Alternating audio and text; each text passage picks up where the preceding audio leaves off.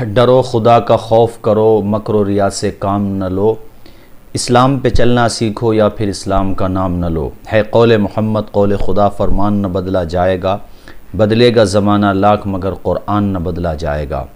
ابتدائے اسلام سے لے کر اب تک نہ جانے کتنے طوفان اٹھے، مصائب و آلام کے کس قدر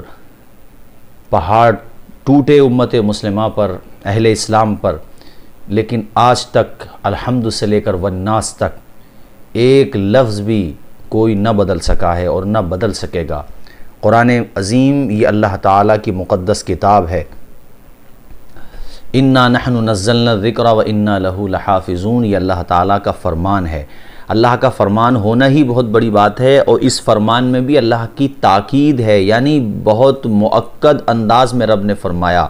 بے شک ہم نے نازل کیا، وَإِنَّا لَهُ لَحَافِظُونَ، اور بے شک ہم ہی ضرور اس کی محافظ ہیں۔ خدا نہ خواستہ ہزار بار خدا نہ خواستہ اگر کوئی کلام مجید کے تحفظ کے لیے کھڑا نہ بھی ہو، تب بھی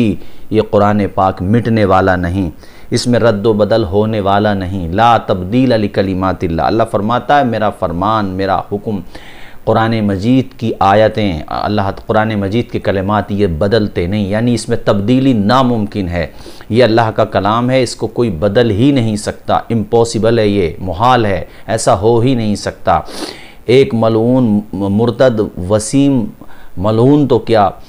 کوئی بھی یہ بات کہے گا وہ ریجیکٹ ہوگی، اور ہم سپریم کورٹ سے بھی پوری امید کرتے ہیں کہ یہ ریجیکٹ ہی ہونا ہے، چونکہ یہ اس کے دائرے جوڈیشری کے دائرے سے باہر کی چیز ہے۔ اس میں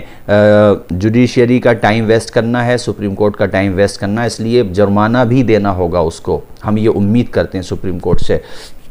یہاں پر مجھے ایک بات اہل اسلام سے بھی عرض کرنا ہے کہ احتجاج کے جو طریقے ہم لوگ جاری رکھتے ہیں وہ اپنی جگہ ہیں، ہم نے بھی اس کو پسند کیا کرتے بھی ہیں، لیکن احتجاج کا ایک طریقہ یہ بھی ہے کہ آپ اگر ناظرہ خواہ ہیں، آپ کا ناظرہ کمزور ہو گیا ہے تو آپ پھر سے اپنا ناظرہ مضبوط کیجئے اور قرآن مجید کی تلاوت کیجئے۔ ایسے ہی آپ حفاظ ہیں اور آپ کے حفظ میں کچھ کمزوری آئی ہے تو آپ بھی محنت کیجئے۔ یہ بھی احتجاج کا ایک بہترین عمل ہے کہ ہم قرآن مجید کو سینوں میں محفوظ کریں، اپنے گھروں کی فضاؤں کو، اپنے محلوں کی فضاؤں کو، اپنی آبادیوں کی فضاؤں کو قرآن پاک کی تلاوت سے معمور کریں، چونکہ جہاں جہاں قرآن مجید کی تلاوت ہوتی ہے وہاں وہاں اللہ کی رحمت نازل ہوتی ہے۔ تو میں خواتین سے، حضرات سے، تمام احباب سے یہ گزارش کرتا ہوں کہ زیادہ سے زیادہ قرآن مجید کی تلاوت کریں، صبح و شام قرآن مجید کی تلاوت کریں، اور جن آیات کی اس نے بات کی ہے ان آیات کا جواب پہلے ہی سے علماء ذوی الاحترام، چونکہ مستشرقین نے بھی یہ اعتراضات اس طرح کے کیے تھے تو دیتے آئے ہیں، ابھی بھی اس کے جوابات دیے جا رہے ہیں، دیے جا چکے ہیں۔ آپ کسی بات کو سیاق و سباق سے کاٹ کر کے بیان کریں گے تو اس کا ارتھ ہی بدل جائے گا، لہٰذا یہ جو کہا جاتا ہے یہ 24 آیت کی بات کر رہا ہے، 24 آیات کی، اگر یہ ایک لفظ کی بھی بات کرتا تب بھی قابل قبول نہیں ہوتی۔ جیسے کوئی مجھ سے کہے کہ دہلی بھارت کی راجدھانی ہے تو یہ بات ہم آنکھیں بند کر کے مانیں گے، چونکہ یہ تواتر سے ثابت ہے۔ تواتر کا مطلب یہ ہوتا ہے اس بات کو اتنے لوگ بیان کر رہے ہیں جن کا جھوٹ پر متفق ہونا محال عقلی ہے، یعنی یہ محال ہے، ہو ہی نہیں سکتا کہ سب لوگ دہلی کو راجدھانی کہہ رہے ہیں تو وہ بھارت کی راجدھانی نہ ہو۔ اس وقت وہ راجدھانی ہے بھارت کی تو سب کہہ رہے ہیں، جیسے یہ یقینی ہے کلام ہے، الحمد سے لے کر والناس تک یہ رب کا کلام ہے، چونکہ عہد رسول سے لے کر آج تک، عہد صحابہ، تابعین، تبع تابعین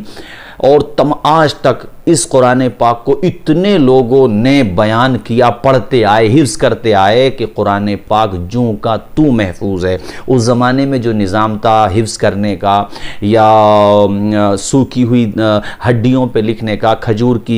کی چھالوں پہ لکھنے کا، دباغت دینے کے بعد چمڑے پہ لکھنے کا، اس زمانے میں جو طریقہ مروج تھا اس لحاظ سے پھر سینوں میں وہ محفوظ کر لیا کرتے تھے۔ نگاہ نبوت کے فیضان کا عالم یہ تھا کہ حضور پاک صلی اللہ علیہ وسلم نے نے حضرت ابو ہریرہ رضی اللہ تعالیٰ عنہ کے لیے دعا فرما دی، حفظ کی، یعنی اللہ ان کا حافظہ بہتر کر دے، تو ان کو 6000 سے زیادہ احادیث تو ان کے مرویات میں موجود ہیں، اندازہ لگائیے گا آپ، اس کے علاوہ اور بھی۔ تو ایسے ان لوگوں کے حافظے بہت اچھے تھے۔ اور پھر جب قرآن پاک جمع کیا گیا، حضور پاک کے زمانے ہی میں تھا، لیکن جب جمع قرآن کا آغاز ہوا سیدنا ابوبکر صدیق کے دور ہی میں آغاز ہو گیا۔ حضرت عمر فاروق اعظم، حضرت عثمان غنی، اس نے 3 خلفاء کا ذکر کر کے ان کی شان میں توہین نہیں، ان کی ہی شان میں توہین نہیں کی ہے، بلکہ مولا علی شیر خدا کی شان میں بھی توہین کی ہے، چونکہ مولا علی شیر خدا تینوں کی اقتداء میں نماز پڑھتے رہے، تینوں کو خلفائے راشدین مانتے رہے، تینوں سے بے پناہ محبت رکھتے رہے۔ تو یہ اسلام کے ستون ہیں۔ اسلام تیری نبض نہ ڈوبے گی حشر تک، تیری رگوں میں خون ہے روا 4 یار کا۔ ہم جس طرح سے خلفائے ثلاثہ سے دل و جان سے محبت کرتے ہیں، ایسی اگر ہمارے رگوں سے لہو نچوڑ دو تو ایک ایک لہو کے قطرے سے مولا علی شیر خدا کی محبت کا لہجہ سنائی دے گا، آواز آئے گی۔ تو مولا علی شیر خدا رضی اللہ تعالیٰ عنہ وکرم اللہ تعالیٰ وجہ الکریم نے اسی قرآن کو قرآن مانا، چونکہ وہ قرآن تھا، غلط ہوتا تو وہ یقیناً اس کے خلاف صدائے احتجاج بلند کرتے، لیکن ایسا ہو ہی نہیں سکتا تھا۔ رسول پاک نے جن کو اپنی زندگی میں مصلی امامت پہ کھڑا کیا، وہ صحابہ کرام جو ہم میں سب سے بہترین جماعت تھے، سب سے بہترین، خیر القرون قرنی ثم الذین یلونہم ثم الذین یلونہم، ایسی حضور پاک کی صحیح سند کی حدیث پاک ہے۔ حضور نے ارشاد فرمایا، میری سنت کی اتباع کرو، اور علیکم بسنتی و سنت الخلفاء الراشدین المہدیین، خلفاء راشدین میں ہیں یہ، مطلب حضرت ابوبکر صدیق، حضرت عمر فاروق اعظم، حضرت عثمان غنی، حضرت مولا علی شیر خدا اور امام حسن مجتبی۔ تو یہ خلفاء راشدین میں حضور پاک نے ان کی اتباع کا حکم دیا ہے۔ یہ کیسا مسلمان ہے خود کو کہتا ہے، اب تو یہ اسلام سے باہر ہو گیا، مرتد ہو گیا۔ اور بہرحال یہ بھی ایک اچھی بات ہے کہ اس کی کمیونٹی کے لوگوں نے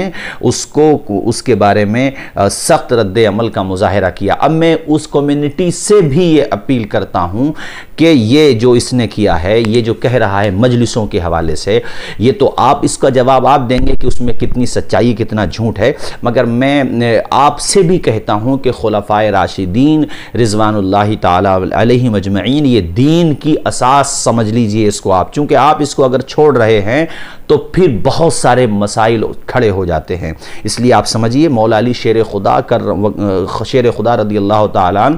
وکرم اللہ تعالیٰ وجہ الکریم کی محبت کا تقاضا یہ ہے کہ انہوں نے جن سے محبت کی ہے، جن کی اقتداء میں نمازیں پڑھی ہیں، ثابت ہے نمازیں پڑھنا، آپ اس کا انکار نہیں کر سکتے۔ تقیہ یہ آپ کے نزدیک ہو سکتا ہے، وہاں تقیہ کا گزر ہی نہیں تھا، وہ اللہ کے شعر تھے، خدا کے شعر تھے، سوال ہی پیدا نہیں ہوتا۔ لہٰذا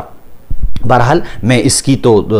ہمارے اکابر علماء اور ہمارے جو اسپیشلسٹ ہیں ہمارے اہل سنت کے، یا ہمارے جو ماہرین ہیں، مفکرین ہیں، انہوں نے بھی سراہنا کی ہے۔ تو میں بھی ایک ادنا طالب علم ہوں، میں بھی اس کی سراہنا کرتا ہوں کہ اہل تشیع حضرات نے اس کا بائیکاٹ کیا، اور اس کا جو ہے یہ ایک طریقے سے بہت بہتر اقدام ہے، قابل ستائش ہے۔ تو عرض یہ کرنا چاہتا ہوں، پھر میں اسی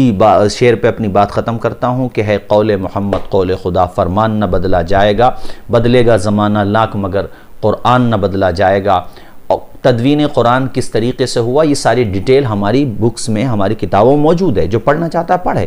تو ایک وسیم مرتد ملعون کے کہنے سے کچھ بھی اثر نہیں پڑتا، اور مایوس نہ ہوں، گھبرائیں نہیں، حوصلہ رکھیں، قرآن پاک کی پابندی سے تلاوت کریں، مساجد کو آباد کریں، وَإِنَّا لَهُ لَحَافِظُونَ کو یاد رکھیں، إِنَّا نَحْنُ نَزَّلْنَا الذِّكْرَ وَإِنَّا لَهُ لَحَافِظُونَ، اس بات کو یاد رکھیں۔ ایک بات یہ کہ